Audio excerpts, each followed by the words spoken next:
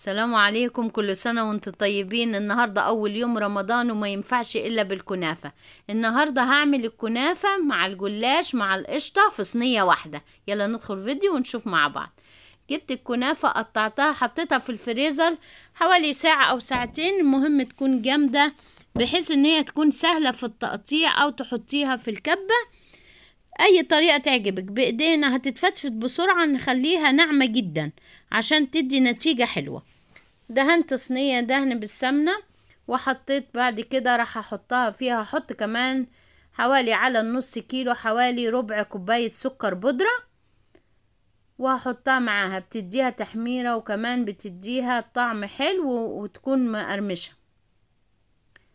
هحطها كده في الصينية من غير لا سمنة ولا غير اي حاجة. الاول هنكبسها كده في الصينية او بايدينا او بالصينية. كمان هحط فيها الصينية تاني اصغر منها بحيث ان هي تكون متساوية في الصينية. لكن لو حطيت السمنة فيها بتلكلك كتير وما بتبقاش حلوة. بالطريقة دي، الطريقة دي حلوة وسهلة. واجيب سيحت طبعا السمنة حوالي كده نص كوباية سمنة، سيحتها وحطيتها عليها. بالطريقة دي هنعمل كمان القشطة بتاعت القشطة بتاعت الكنافة. حطيت كده لتر لبن وعليه 4 معالق اللي هي النشا. بالطريقة دي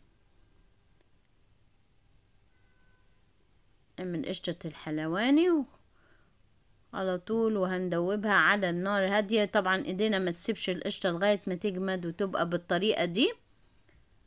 خلاص هناخدها ونحطها على طول. هحط كمان معاها معلقتين قشطة بلدي. عايزة تحطي القشطة المعلبة حطيها، بس بعد ما تنزل من على النار. انا اخدت وش اللبن كله ورحت حطيته عليها، بتديها دسامة وزي ما يكون عاملة القشطة بالكريمة اللباني، بتديها طعم حلو. حطيتها بالطريقة دي وراح افضيها على طول على الكنافة. وكنت طبعا مسخنة الفرن عشان ندخلها على فرن سخنة على درجة حرارة 180. وهفرد القشطة كلها على الكنافة، بس اهم حاجة ما تحفش حروف الصينية عشان ما نيجي نقطعها ونطلعها تكون سهلة. جبت لفة جلاش خدت منها كده شوية وقطعتهم بالطريقة دي وفكفكتهم كلهم على بعض، وهحطهم فوق القشطة بالطريقة دي وحطيتهم. نفردهم طبعا عن بعض وحطيتهم ادي، وراح احطهم في الفرن.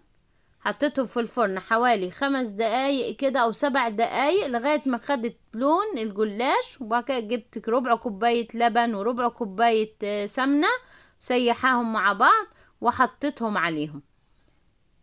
بيدي الجلاش طعم خطير. حطيتهم بالطريقة دي ودخلتهم الفرن 7 دقايق تاني لغاية ما تحمر كده بالوش زي ما احنا شايفينها. وكنت مجهزة السيرب. طبعا السيرب عملته كذا مرة، كوباية سكر على كوبايتين سكر على كوباية مية عشان عايزينه تقيل، وعصرة نص ليمونة بعد الغليان و5 دقايق ونطفيها. مجهزينه طبعا من قبل رمضان، وزقيت بيها اللي هي الكنافة بالجلاش بالقشطة. جميلة جميلة جدا. كل سنة وانتم طيبين. يا رب تكوني خدتي فكرة مني حلوة، تعملي حاجة حلوة وسريعة وسهلة في البيت. كل سنة وانتم طيبين.